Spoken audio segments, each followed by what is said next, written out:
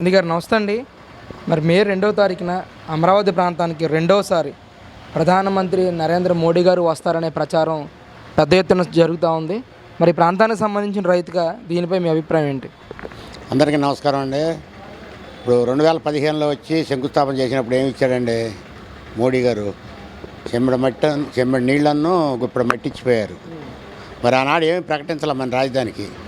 కాకపోతే ఒక మాట అన్నాడు, ఢిల్లీ తెల్లదండి రాజధాని కడతా అన్నాడు, వెళ్ళిపోయాడు. తర్వాత ఆయన ఈ జగన్మోహన్ రెడ్డి వచ్చిన తర్వాత 32 రాజధానులు పెట్టుకుంటారు, మాకేం సంబంధం, మా కేంద్రానికి ఏం సంబంధం లేదు, రాష్ట్రానికేనని చెప్పారు. మళ్ళీ ఈరోజు రెండోసారి చేయటానికి మళ్ళీ అదే మోడీ గారు వస్తున్నారు. రేపు ఆయన ఏమి ఇస్తాడనేది ఎవరో తెలుసండి, ఆయన మనసులో మాట. మరి ఆయన ఇస్తారో ఇలా కూటమి ప్రభుత్వం, చంద్రబాబు నాయుడు, తెలుగుదేశం, జనసేన, బీజేపీ 3 కలిసి ఉండే కూటమి ప్రభుత్వాలు కదా.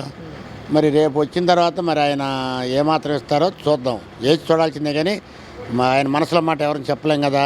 ఆయన ప్రధానమంత్రి. ఆయన ఈ రాజకీయ నాయకులను అసలు ఎవరు నమ్ముతాడు? నేనైతే నమ్మను రాజకీయ నాయకుల్ని.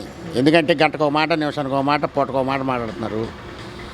అదే పరిస్థితిలో ఇక్కడ రాజధానికి మేము రైతులమంతా 3 నెలలు 4 నెలలు ఆలోచించి చంద్రబాబు నాయుడు గారి మీద నమ్మకంతో మేము భూములు ఇచ్చాం.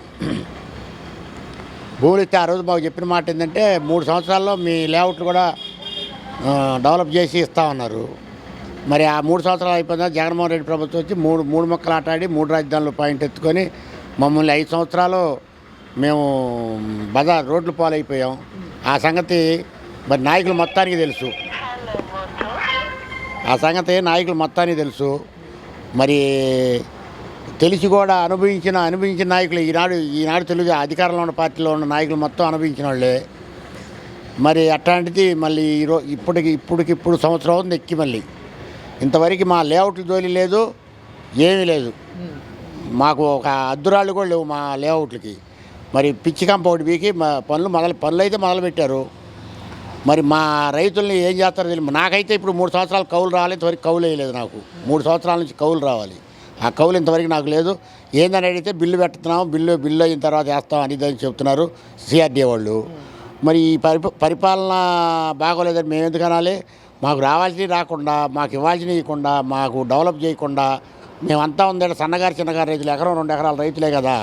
మరి వాళ్ళ పిల్లల చదువులేంటి, వాళ్ళ కుటుంబ బాధ్యతలేంటి, ఇవన్నీ మేము ఎక్కడ సరిదిద్దుకోవాలి. 5 సంవత్సరాలు తిన్నామో తినలేదో మాకు తెలుసు, భగవంతుడికి తెలుసు. అంతేగాని ఎవరికి తెలియదు కదా. మళ్ళీ ఇవాళ ఇది మరి ఈ డెవలప్ చేయకుండా మేము ఇంకెక్కడో అది చేస్తాం సరే, అది ఏమన్నా చేసుకొని మనకు అనవసరం అనుకో, గవర్నమెంట్ నిర్ణయం అది. మరి ఈనాడు మా లేఅవుట్లు మాకు చేసి మాకు అద్దురాళ్ళు వేసిస్తే మా తిప్పలు మేము పడతాం కదా. మా డెవలప్ చేసిస్తే మేము కోరుకునేది మాత్రం అదొక్కటే కోరుకుంటున్నాం. చంద్రబాబు నాయుడు గారు, లోకేష్ బాబు గారు, మా లేఅవుట్లు మాకు డెవలప్ చేసి మాకు ఇవ్వండి, మాకు రావాల్సిన కౌళ్ళు ఇవ్వండి. మేము అంతకంటే మిమ్మల్ని ఎక్కువ కోరేది ఏమి లేదు. అంటే ఇప్పటికే 2 సార్లు కౌలు చెల్లించారు కదా, మీకు పడలేదా? మరి మాకు పడలేదండి. ఒకటి పడితే ఇంకా 3 పడాలా?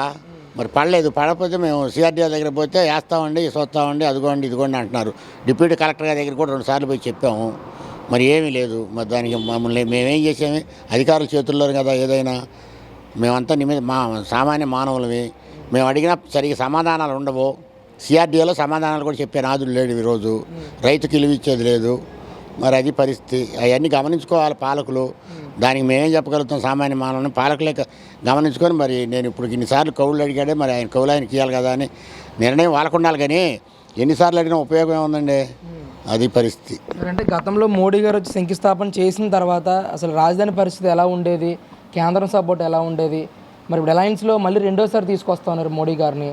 ఈయన తీసుకురావడం వల్ల ఏమైనా ఉపయోగం కలిగే అవకాశం ఉంటుందంటారా మళ్ళీ రాజధాని ప్రాంతానికి? పోయినసారి వచ్చి ఆయన శంకుస్థాపన చేశారు. 1 సంవత్సరం అయితే బాగానే జరిగినాయి పనులన్నీ. తర్వాత జగన్మోహన్ రెడ్డి గారు ఎక్కిన తర్వాత అవన్నీ మూలం పడిపోయినాయి. 3 రాజధానులు చేశారు, ఒక రాజధాని అటకెక్కిచ్చారు. ఇవన్నీ పనికిరావని చెప్పారు ఆ పాలకులు మొత్తం. ఇక్కడ పునాదులు పనికిరావు, ఇది ఒక శ్మశానం, అడవిలు అని మొత్తం వాళ్ళే అన్నారు.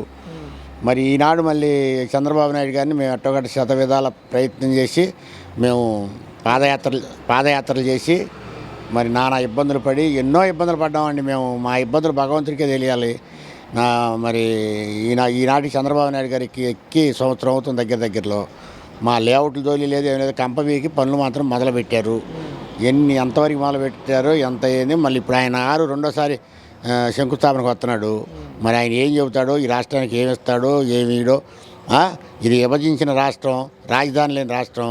మరి ఆయన పెద్ద మనసుతోటి ఆ మోడీ గారే ఆలోచించి మరి ఈ రాష్ట్రానికి ఎక్కువ నిధులు 16వ ఆర్థిక సంఘం అయితేనేమి, 13వ ఆర్థిక సంఘం అయితేనేమి, ఈ సంఘాల నుంచి నిధులు అన్నీ తీసి గత ప్రభుత్వాల్లో ఇవ్వలేదు కాబట్టి అవన్నీ కూడా మాకు మా గౌరవనీయులు ముఖ్యమంత్రి చంద్రబాబు గారికి ఇస్తే ఆయన డెవలప్ చేస్తాడు.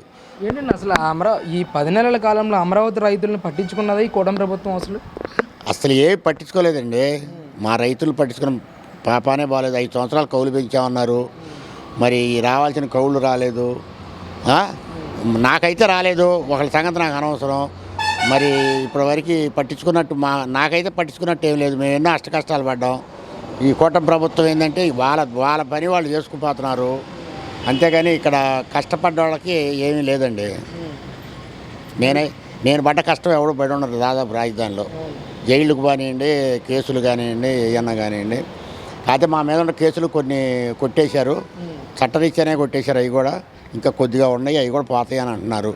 ఇక అంతవరకు అయితే మాకు తెలుసు, వాస్తవం అది. ఇప్పుడు అసలు నిర్మాణాలు గతంలో ఆగిపోయిన నిర్మాణాలను ముందుకు తీసుకెళ్లే ప్రయత్నం కానీ, లేదంటే కొత్త భవనాలకి శంకుస్థాపనలు చేసి భవనాలు నిర్మించే పరిస్థితులు కానీ ఏమైనా కనిపిస్తూ ఉన్నాయా ఈ అమరావతిలో? అవి అయితే కనపడుతున్నాయండి.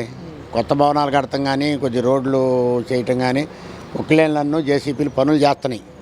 మరి ఎంతవరకు అవి చివరి వరకు అది ఎప్పుడు దాకా చేస్తారనేది నిర్ణయం ప్రభుత్వాది కదా. మరి డబ్బులు కావాలి. ఇదేమో అప్పుల పాలైన రాష్ట్రం.